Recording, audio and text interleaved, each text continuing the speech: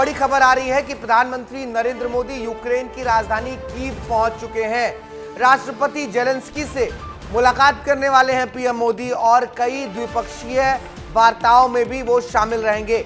7 घंटे के प्रवास पर पीएम मोदी यूक्रेन पहुंचे हैं।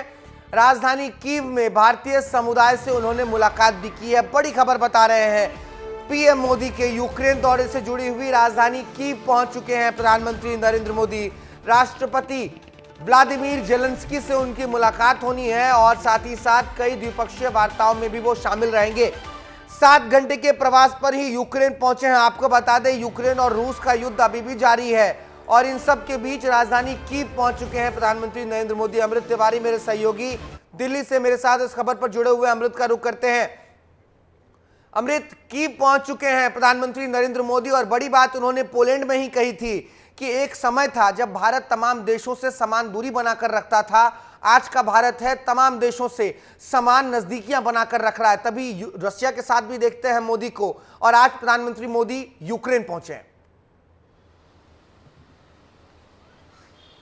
बिल्कुल, भारत जो इंटरनेशनल डिप्लोमेसी के जानकार लोग हैं वो इसी बात के मुरीद होते जा रहे हैं कि भारत ने जिस तरह से अपनी डायनेमिक्स वर्ल्ड सिनेरियो में बदली है वो काफ़ी अहमियत रखने वाली है। अभी जब जुलाई में प्रधानमंत्री नरेंद्र मोदी रूस की यात्रा पे गए थे तो यही जेलेंस्की और अमेरिका समेत वेस्टर्न बॉडीज़ थी, उन्होंने इसका जो है विरोध किया था और आलोचना की थी। लेकिन अब जब वो पोलैंड पहुँचे थे तो वहाँ के प्रधानमंत्री ने इनके शान में कई कशीदे गढ़े और जब ये एक स्पेशल ट्रेन जो कि रेल फोर्स 1 कहलाती है, बड़ी सुरक्षा से लैस होती है, यूक्रेन पहुंचे हैं तो यहां की आबो हवा में जो है एक अलग ही रंगत देखने को मिल रही है। अभी प्रधानमंत्री मोदी ने यहां भारतीय समुदाय और छात्रों से विशेष तौर पे मुलाकात की है, उन्हें संबोधित किया है और उनसे जो है अपनी जो भी उन्हें परेशानियां हैं, उनके जो ऑफिशियल्स हैं उन्होंने उसे नोटिस किया है, नोट किया है। प्रधानमंत्री नरेंद्र मोदी कीव में तकरीबन 7 घंटे रहेंगे और इस दौरान जेलेंस्की से उनकी मुलाकात काफी अहम मानी जा रही है। आपको बता दें कि व्लादिमीर जेलेंस्की जो है वो कई मामलों में पहले क्रिटिकल रहे थे, लेकिन उन्हें भी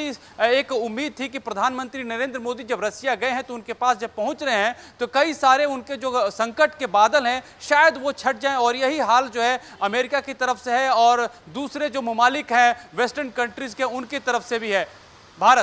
भारत के एक और चीज है अमृत, भारत के बहुत से छात्र जो है वो यूक्रेन में रहकर मेडिकल की पढ़ाई कर रहे थे।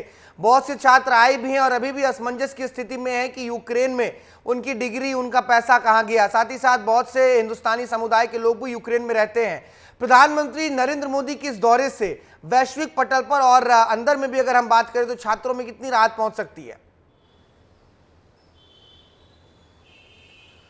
भारत देखिए, इस यात्रा का जो केंद्र बिंदु है, नो डाउट अगर कहा जाए वैश्विक परिदृश्य में जो युद्धग्रस्त यूक्रेन और रूस का मामला चल रहा है वो तो है ही, लेकिन सबसे बड़ी बात है कोई भी देश अपना स्टेक देखता है और भारत भी वही कर रहा है। भारत और यूक्रेन के बीच जो बायलैटरल ट्रेड है वो लगभग तकरीबन $3.4 बिलियन का है और इसके अलावा यूक्रेन जो है टॉप 50 ट्रेड पार्टनर में से भारत का एक है।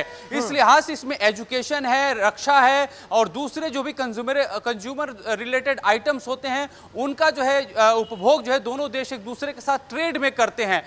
एजुकेशन की जहां तक सवाल है, जो आप जिस चर्चा की बात कर रहे थे, भारत की कोशिश है कि जिस संख्या में स्टूडेंट वहां पहुंचते हैं यूक्रेन में, उनकी सुरक्षा और उनके एजुकेशन जो है वो सही तरीके से हो, उसमें कहीं से कोई बाधा न पहुंचे, ये पहले जो है इसको दुरुस्त किया जाए। क्योंकि लगातार जब स्टूडेंट वहां से लौटे थे तो उनकी डिग्रियों को लेकर कई सवाल खड़े हुए थे। तो क्या उन्हें एक डिस्टेंस एजुकेशन मुहैया कराया जाएगा जिन लोगों ने छोड़कर बिल्कुल छात्रों के मन में भी एक कौतूहल मचा होगा कि अगर प्रधानमंत्री गए हैं तो क्या हमारी डिग्री जो है जो रुक गई है शायद वो शुरू हो जाए। बहुत शुक्रिया अमृत।